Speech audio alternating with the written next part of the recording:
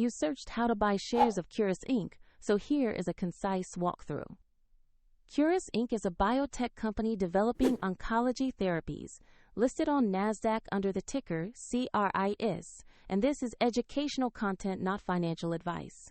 To buy shares, you need a broker. I will use eToro as an example to show the process. After registering, you will usually need to verify your account with an ID and add funds before you can place a purchase.